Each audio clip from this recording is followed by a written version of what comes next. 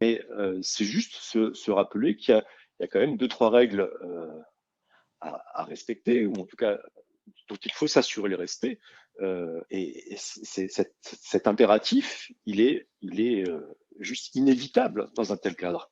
Inévitable. Oui. Inévitable. Tout comme il a été inévitable après les attentats de 2015, lorsque la loi renseignement a été adoptée.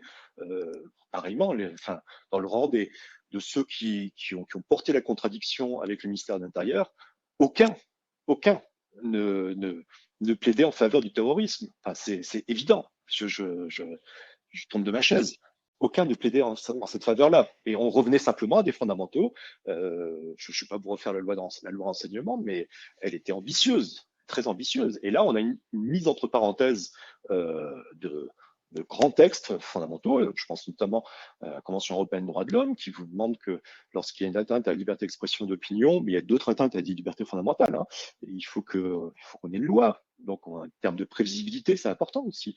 Là, on a une jurisprudence qui a été développée au début du XXe siècle, hein, donc en 1918, qui retrouve à s'appliquer ici pour obtenir le blocage de TikTok. Je pense qu'il est quand même légitime de s'interroger sur les ressorts, sur les garanties, sur ce qu'il en est, puisque derrière, ce sont quand même des questionnements en termes de liberté d'expression, de communication, d'information, de liberté d'entreprendre aussi, hein, c'est pas un gros mot.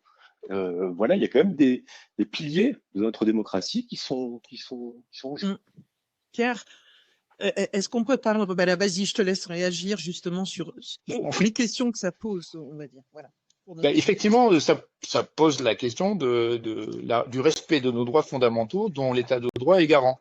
Donc, est-ce qu'on peut, c'est une question rhétorique, mais à mon sens, on ne peut pas commencer à diluer les garanties de l'état de droit sous couvert d'une situation aussi grave soit-elle. Donc, je suis comme Marc et toi, je n'ai pas de parti pris par rapport à la situation en Nouvelle-Calédonie. J'observe des choses et moi, je vois que le gouvernement a été en mesure de bloquer sur une partie du territoire un réseau social particulier en bloc sur des présomptions, en fait, avec un dossier très peu étayé.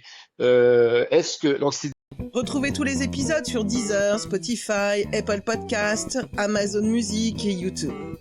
À très vite dans Fadi Live pour de nouveaux débats stratégiques.